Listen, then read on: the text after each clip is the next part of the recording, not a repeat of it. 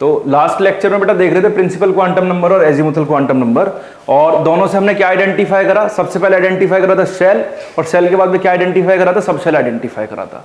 और अब मैं आपके सामने 2 और क्वांटम नंबर पढ़ाने वाला हूं। सबसे पहला जो आज पढ़ाऊंगा वो पढ़ाऊंगा बेटा मैग्नेटिक क्वांटम नंबर, और इसके बाद है मैग्नेटिक स्पिन क्वांटम नंबर। तो बेटा मैग्नेटिक क्वांटम नंबर की अगर मैं आपसे बात करूं तो मैग्नेटिक क्वांटम नंबर आपको क्या पता है, क्या है ये सबसे पहले मैं अगर आपको बात करूं, it is proposed by Zeeman नाम के एक साइंटिस्ट थे, उन्होंने इसके बारे में बताया। और डिनोट किससे करते हैं? इसको डिनोट करते हैं बेटा किससे? एम से। इट इज डिनोटेड बाय किससे? एम से इसको डिनोट करेंगे। ठीक, और क्या बताता है इसके बारे में? ये बताता है इट टेल्स अस अबाउट किसके बारे में? About the orbitals present. कितने ऑर्बिटल प्रेजेंट है आपके? Present in shell and sub shell. किसी भी शेल के अंदर या सब शेल के अंदर कितने ऑर्बिटल प्रेजेंट है, अगर आपको यह आइडेंटिफाई करना है तो ऐसा बताने में आपकी कौन हेल्प करेगा? Magnetic quantum number. दूसरी बात, मैग्नेटिक क्वांटम नंबर निकालते कैसे? बेटा m की वैल्यू निकालनी तो ये लाई करेगी आपकी -l से +l के बीच में। तो कहने का मतलब ये है कि अगर आपको l पता है, l याद है? l किसे कहते हैं? l कहते हैं एजीमुथल क्वांटम नंबर को। अगर आपको एजीमुथल क्वांटम नंबर पता है या सबशेल का नंबर पता है तो आप बड़े आराम से मैग्नेटिक क्वांटम नंबर आप कैलकुलेट कर सकते हो। इसके अलावा किसी भी शेल के अंदर कितने ऑर्बिटल होंगे ये कैसे पता लगेगा? तो नंबर ऑफ ऑर्बिटल्स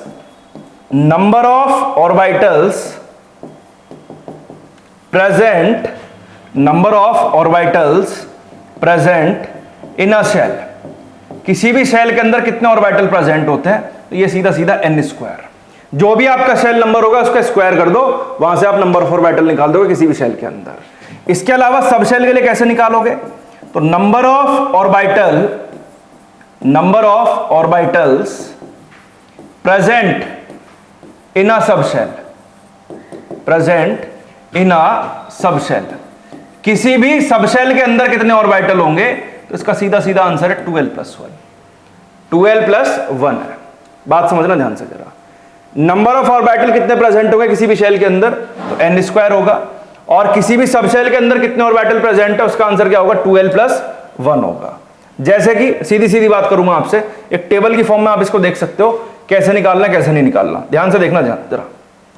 ये देखिए, ये मैंने बनाया बेटा, 4 कॉलम बना लेता हूं पहले बढ़िया बढ़िया से। ये देखिए जरा, ठीक है, नंबर 3 और ये बना लिया नंबर 4, ठीक है। और सबसे पहले वाले कॉलम में मेंशन करता हूं मैं शेल मेंशन करूंगा सबसे पहले। सेल के बाद में मैं मेंशन करूंगा आपका ऑर्बिटल्स, किस शेल में कितने ऑर्बिटल्स हैं। और फिर मैं इसके बाद बढ़ाऊंगा आपको किसका? सब शेल के पे। और सब शेल के बाद हम आ जाएंगे बेटा किस पे? सब शेल के ऑर्बिटल, कितने ऑर्बिटल होंगे। तो मैंने आपको फॉर्मूला बता दिया। फॉर्मूला कुछ नहीं था, शेल को डिनोट करते हैं n से। किसी भी शेल के अंदर कितने orbital? That is n square. किसी भी सब शेल के अंदर कितने orbital? Sub shell is denoted by l, and for calculating the number of orbitals present in a sub shell is calculated by बेटा किससे? 2l + 1। Very simple. चलिए, sub shell लिया मैंने first, then second, then third, then fourth. तो बेटा orbitals कितने होंगे? 1 का स्क्वायर कर लो, कितना होगा? 1। मतलब पहली शेल में एक ही ऑर्बिटल होगा। दूसरी शेल में कितना ऑर्बिटल होगा? 2 का स्क्वायर कर लो, कितना आ गया? 4 आ गया। तीसरी शेल में कितना ऑर्बिटल होगा? 3 3 कितना हो गया? 9 हो गया। चौथी शेल में कितना ऑर्बिटल हो गया? तो कितना हो गया? 16 हो गया। सिंपल। सब शेल की बात करो, 4 सब शेल है। कौन कौन सी? S, P, D और F। S सब शेल के लिए L की वैल्यू क्या होती है? 0, P के लिए 1, D के लिए 2 और F के लिए 3। चारों वैल्यूज को उठा के 2l + 1 में पुट करके देख लो। S सब शेल में के लिए अगर पुट करते हो यहां 0, तो कितना ऑर्बिटल आएगा? 1। S सब शेल में 1 ऑर्बिटल। P सब शेल की अगर बात करूं कितना ऑर्बिटल आएगा बेटा? P सब शेल के लिए डालते हैं तो 2 + 1 कितना हो जाएगा? 3 हो जाएगा। D सब शेल के लिए 2 × 2 + 1 मतलब 5 आ गया। D सब शेल में 5 ऑर्बिटल। F सब शेल की अगर मैं आपसे बात करूं 3 × 2 = 6 + 1 कितना हो गया? 7 ऑर्बिटल्स आ गया। तो ये बड़े आराम से आप कैलकुलेट कर सकते हो। और बनाना कैसे देखो, डिनोट कैसे करते हैं, बहुत आसान है। इसके लिए कोई ऐसा नहीं बहुत ज्यादा मेहनत करनी पड़ेगी आपको। ये देखो जरा, बॉक्स की हेल्प से आप दिखा सकते हो। जैसे खाली एक बॉक्स बना दिया ऐसे, एक ऑर्बिटल। सपोज करो ऐसे 3 बॉक्स बना देता हूं। 3 बॉक्स कैसे? रुक जाओ अभी 1 मिनट, जरा इसको ही बना लेते हैं। है ना, फिर 7 के लिए ऐसे, ठीक है। चलिए अब मैं यहां अगर एक बॉक्स बना रहा हूं तो वो एस के लिए डिनोट हो गया, 3 बॉक्स बना रहा हूं तो मतलब 3 पी ऑर्बिटल हो गए मेरे। अगर मैं 5 बनाता हूं, 1 2 3 4 और एक ये 5 हो गया सिंपल, ठीक है। अगर मैं 7 बना दूं ऐसी 1 2 3 4 5 6 7, तो ये एफ के लिए हो गया। मेरे हिसाब से आपको बात समझ में आ गई होगी कि पहली शेल है तो एक ही ऑर्बिटल होगा, दूसरी शेल है 4 ऑर्बिटल, तीसरी शेल है 9 ऑर्बिटल होंगे, चौथी शेल है तो कितने 16 ऑर्बिटल होंगे। और सब शेल की अगर बात करी मैंने आपसे, एस सब शेल है तो उसमें कितना ऑर्बिटल होगा 1, पी सब शेल में कितना होगा 3 होगा, डी सब शेल में 5 होगा, एफ सब शेल में 7 होगा। इस तरह से आप इजीली इसको निकाल सकते हो, बहुत ही आसान है। एन स्क्वायर से शेल की पता लगाओगे भाई, नंबर ऑफ, अब शेल का नंबर एन से बढ़ाओगे तो ऑर्बिटल बढ़ेगा एन स्क्वायर की स्पीड से। सब शेल अगर एल है और ऑर्बिटल पता लगाना है कितने हैं, तो बेटा एक ही फॉर्मूला जो याद रखना है 2l+1, एल की वैल्यू डाले जाओ, नंबर ऑफ ऑर्बिटल पता लगाते जाओ, ये इसका सिंपल सा तरीका है, ठीक है। उसके अलावा इसने किस बारे में बात बताई मैग्नेटिक क्वांटम नंबर ने, इसके अलावा इसने बताया it tells us about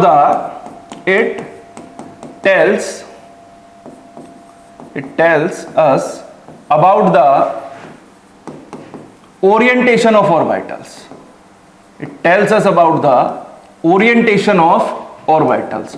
orientation का मतलब है कि भाई कैसे होगा, मतलब किस तरीके से प्रेजेंट होगा आपका ऑर्बिटल, कहां इलेक्ट्रॉन पाया जाएगा, कहां इलेक्ट्रॉन नहीं पाया जाएगा, तो वो शेप्स ऑफ ऑर्बिटल पढ़ेंगे, वो आगे देख लेना आप उसको। उसके अलावा it tells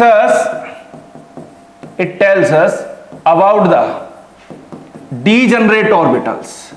It tells us about the degenerate orbitals. Degenerate किसे कहते हैं बेटा, ऐसे एटॉमिक ऑर्बिटल्स जिनका एनर्जी लेवल क्या होता हो, सेम होता हो, वो भी इसने बता दिया था। उसके अलावा इसने क्या बताया, उसके अलावा इसने बताया it tells us अब सॉरी टेल्स तो छोड़ो, इसने एक काम और कर दिया था, प्रूफ भी किया था एक effect. It proves the Zeeman effect, it proves the Zeeman effect. Zeeman effect इसने प्रूफ किया था। जीमान इफेक्ट क्या था, कुछ नहीं था कि सिंपल स्पेक्ट्रल लाइंस को अगर पास आउट करते हैं मैग्नेटिक फील्ड से, स्पेक्ट्रल लाइंस को अगर पास करते हैं मैग्नेटिक फील्ड से, तो पास करने पर आपकी लाइंस स्प्लिट हो रही थी, और ये इफेक्ट क्या था, जीमान इफेक्ट था, और ये प्रूफ किया था इसी क्वांटम नंबर ने, ठीक है। तो यहां पे इसका मैग्नेटिक क्वांटम नंबर खत्म होता है। और दोबारा बता देता हूं, निकालने का तरीका बड़ा ही आसान था। एम जो निकालना है, देखो शेल के लिए निकालना है कि किसी भी शेल के अंदर कितने ऑर्बिटल्स होंगे, तो उसका फॉर्मूला बताया था एन स्क्वायर। सब शेल की अगर मैं आपसे बात कर रहा था, तो सब शेल के लिए मैंने आपको क्या बताया कि सिंपल आप 2l+1 लगा दो, वहां से निकाल दोगे। लेकिन अगर कॉमनली पूछा जाए कि आप मैग्नेटिक क्वांटम नंबर कैसे निकालेंगे, तो उसका और भी आसान तरीका बन जाता है। ध्यान से देखना, बहुत ध्यान से, अब होती है असली कहानी शुरू इसकी। m जो है, m की वैल्यू, मैग्नेटिक क्वांटम नंबर की वैल्यू, वो मैंने आपको बताई अभी कि लाई करेगी -l से +l के बीच में, ठीक है। अब सपोज करो जरा, मैं अगेन 4 कॉलम बना दूं और आपको दिखाता हूं कैसे, ऐसे कुछ 1 2, बार बार 4 ही क्यों बना रहा हूं, बिकॉज 4 शेल के लिए बात कर रहा हूं, उससे ज्यादा के लिए बात ही नहीं कर रहा कि सर उससे ज्यादा के लिए बात क्यों नहीं कर रहे। अरे 4 समझ में आ जाएंगे, सारे समझ में आ जाएंगे। देखो जरा, अगर बेटा n की वैल्यू आपने ली 1, तो l की वैल्यू अभी निकाली थी 0 से n-1, हाँ या ना, निकाली थी। l इक्वल टू 0 से 1-1 लगाओगे तो l की वैल्यू क्या आएगी, 0। और अभी बताया था 0 नहीं है इसका मतलब है कि अगर शेल आपका एक है, सब शेल भी एक है, और 0 किसके लिए होता है, s सब शेल के लिए। अब पूछ ले कि बताओ इसके लिए मैग्नेटिक क्वांटम नंबर क्या होगा, तो m बराबर -l से कितना होगा, +l। मतलब इसका कितना ओरिएंटेशन आएगा, खाली 1, ये भी तो 0 ही आएगा अगर l की वैल्यू आपकी 0 आ रही है। Suppose that n equal to 2 आपके पास है, l आप निकाल रहे हैं 0 to कितना बेटा, n-1 अगेन। तो ये l इक्वल टू कितना हो गया, 0 से 2-1, और 2-1 मतलब कितनी वैल्यूज आ गई, 0 और 1। 0 पे कौन सा सब शेल होता है, s, 1 पे कौन सा होता है, p होता है। अब मुझे m निकालना, मैग्नेटिक क्वांटम नंबर कैसे निकालूंगा, -l से +l इंक्लूडिंग 0, तो कितना बनेगा, -1 से कितना, +1, ये 1 ले लिया, -1 से +1, 0 तो 0 ही रहना है, आएगा भी इसमें, तो -1, 0 और 1, मतलब 3 ऑर्बिटल पॉसिबल है p सब शेल के लिए। कौन कौन से, एक यहां पे बनता है px, एक यहां पे बनता है py, और एक यहां क्या बनता है, pz बनता है। ऐसे निकालना है। Suppose that n equal to 3 ले लिया आपने, अगेन l इक्वल टू क्या लोगे, 0 से n-1, मतलब l इक्वल टू कितना हो गया, 0 to 3-1, तो ये हो गया L इक्वल टू 0 से कितना बेटा 2 हो गया, तो L इक्वल टू 0, 1, 2, 3 सब शेल आ रही है, कौन कौन सी, S, P और D। तो ज्यादा वाला उसे उठा लो चुपचाप, क्योंकि 1 तो उसमें इंक्लूड हो आएगा। M इक्वल टू क्या हो गया, -L से अगेन +L, तो कितना बनेगा, -2 से +2 आएगा, क्या लिखोगे, -2, -1, 0, +1 और साथ में क्या लिखोगे, +2। 5 आ रहे हैं ना, तो 5 मतलब डी सब सेल के 5 ओरिएंटेशन पॉसिबल है। कौन कौन से पॉसिबल है, पहला मान लो DXY, XY प्लेन में, दूसरा मान लो DYZ, तीसरा मान लो DZX, हालांकि शेप्स ऑफ ऑर्बिटल पढ़ाऊंगा जब पढ़ाऊंगा इसको भी, और फिर उसके बाद मान लो DX² - Y², और लास्ट वाला मान लो DZ², ये हो जाएगा। Suppose that n equal to 4 ले लिया, तो L इक्वल टू कितना हो जाएगा, अगेन 0 से n-1, तो L इक्वल टू कितना हो गया, 0 से बेटा 4-1, मतलब L इक्वल टू कितना आ गया, 0, 1, 2, 3, 4 सबशेल आई, S, P, D और कौन सा आया, F आया, ठीक है। अब M निकालना है, मैक्सिमम वाला उठा लो चुपचाप, 3 वाला जो है, तो क्या बनेगा, -L से +L बनाओगे, तो ये क्या बनेगा बेटा, -3 से +3 बनाया, तो टोटल देखो ओरिएंटेशन कितना आएंगे, -3, -2, -1, 0, 1, 2, 3 और ऑल इंडिया फ्री, कुछ भी फ्री नहीं मिलता भाई। 1, 2, 3, 4, 5, 6, 7, मतलब F सब शेल के 7 ऑर्बिटल पॉसिबल है, ओरिएंटेशन पॉसिबल है, ये भी कह सकते हो आप। तो इस तरीके से आपको कैलकुलेट करना है, और ये आपका खत्म होता है मैग्नेटिक क्वांटम नंबर।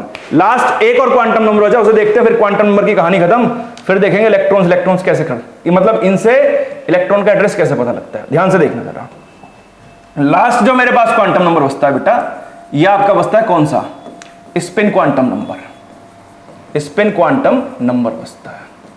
तो देखो ये किसके बारे में बताएगा, ये तो बहुत छोटा सा, इसमें कुछ है भी नहीं खा सकना, तो यहां सीधा सीधा लिखते हैं, it is denoted bye MS से इसको बेटा डिनोट करते हैं। इसके अलावा it tells us about the, ध्यान से देखना, tells us about the direction of electron, अरे वाह, it tells us about the direction of electron at its own axis, अपनी खुद की एक्सिस पे इलेक्ट्रॉन कैसे घूम रहा है, ये उसके बारे में बताएगा। कैसे, कुछ ऐसे, ये देखो, ये मेरा हाथ है और ये मार्कर है, सिंपल पेंसिल होगी मतलब इस बोर्ड की, ठीक है। अब ये सपोज करो ऐसे गोल गोल घूमने लग जाए, ऐसे देखना, ऐसे गोल गोल घूमने लग जाए, तो ये 2 रोटेशन हो सकते हैं कि सर या तो ऐसे घुमा लो क्लॉकवाइज डायरेक्शन में, या ऐसे उल्टा घुमा लो, ऐसे कैसे, एंटी क्लॉकवाइज डायरेक्शन में। 2 डायरेक्शन पॉसिबल है ऐसे इलेक्ट्रॉन के साथ में, कि लगातार घूमे जा रहे हैं न्यूक्लियस के चारों तरफ, कि सर 2 ही रोटेशन पॉसिबल है, एक क्लॉकवाइज दूसरा एंटी क्लॉकवाइज, और एक जो खुद की अपनी एक्सिस पे ऐसे घूम रहे हैं गोल गोल। ये बेटा जैसे अर्थ है, पृथ्वी जो है आपकी, अर्थ क्या काम कर रही है, सन के अराउंड रिवॉल्व कर रही है, एक तो वो रिवॉल्व कर ही रही है खुद पूरी, और बेटा एक अपनी एक्सिस पे तो घूम रही है ऐसे करके। तो जो अपनी एक्सिस पे रिवॉल्व कर रही है उसके 2 मोशन है, कौन कौन से, नंबर 1 कौन सा मोशन हो सकता है कि या तो रिवॉल्व कर रही हो कौन से डायरेक्शन में, क्लॉकवाइज डायरेक्शन में, या तो रिवॉल्व कर रही हो कौन से डायरेक्शन में, क्लॉकवाइज डायरेक्शन में। और क्लॉकवाइज डायरेक्शन में अगर रिवॉल्व करेगी तो इसका मतलब ये जो स्पिन होगा ये कितना होगा, +1/2, कितना होगा, +1/2, और इसको डिनोट करेंगे अपवर्ड एरो से, ऐसे इस तरीके से। और सपोज दैट अगर इलेक्ट्रॉन घूम रहा है कौन सी डायरेक्शन में, एंटी क्लॉकवाइज डायरेक्शन में, एंटी क्लॉकवाइज डायरेक्शन में अगर घूम रहा है तो बस कुछ नहीं करना, साइन बदल दो, +1 की जगह -1/2, और अपवर्ड एरो की जगह कैसा एरो हो जाएगा, डाउनवर्ड एरो हो जाएगा। स्पिन मतलब मोशन की बातें कर रहा है, किसके मोशन की, इलेक्ट्रॉन के मोशन की। कहां पे, अपनी एक्सिस पे कैसे घूम रहा है, क्लॉकवाइज घूमेगा +1/2 अपवर्ड डायरेक्शन, और अगर घूमता है एंटी क्लॉकवाइज तो -1/2 और डाउनवर्ड डायरेक्शन होगा, ठीक। उसके अलावा ये क्या बताता है, टोटल स्पिन प्रेजेंट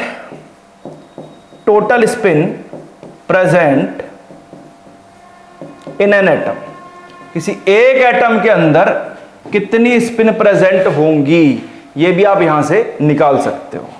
मतलब अगर आप निकालना चाहो, जब नोट्स पढ़ाऊंगा तब इसको बता दूंगा मैं आपको कि किसी भी एटम के अंदर कितनी स्पिन प्रेजेंट होंगी, तो वो भी आप यहां से निकाल सकते हो। तो ये चारों क्वांटम नंबर हमने देख लिए। स्पिन बेसिकली कुछ नहीं था, बस आपको 2 ही याद रखने, +1/2 -1/2, +1/2 मतलब क्लॉकवाइज डायरेक्शन अपवर्ड एरो, -1/2 मतलब downward direction, that is anti clockwise हो गया आपका, सिंपल, ठीक है। टोटल स्पिन किसमें कितना प्रेजेंट है वो भी आप निकाल सकते हो यहां से, ठीक है। वो भी आगे कॉन्फ़िगरेशन देखेंगे, नोट्स देखेंगे तब उसको करा देंगे लास्ट में, वहीं से समझ में आ जाएगा अच्छे से, ठीक है। बाकी इसको एमएस से डिनोट करते हैं और बताता क्या है आपका, ये बताता है डायरेक्शन किसकी, इलेक्ट्रॉन की किसी भी एक्सिस पे। तो ये चारों क्वांटम नंबर कंप्लीट होते हैं। नेक्स्ट लेक्चर में बातें करेंगे नोड्स के बारे में, नोड्स किसे कहते हैं, और नोड्स के बाद जो आने वाले हैं सीधा सबसे पहले किस पे, aufbau principle, then Pauli's exclusion principle, then उसके बाद हुन्स रूल, और इलेक्ट्रॉन्स को कैसे फिल करते हैं ऑर्बिटल्स के अंदर, ये हम देखने वाले हैं। और ये अगर आप सीख गए तो सीखने के बाद में आप ये मान के चलें केमिस्ट्री का एक छोटा सा पोर्शन आपको समझ में आ जाएगा और आगे की जो कहानी है वो थोड़ी सी और आसान हो जाएगी आपके लिए, ठीक है। मिलते हैं नेक्स्ट लेक्चर में, चलिए।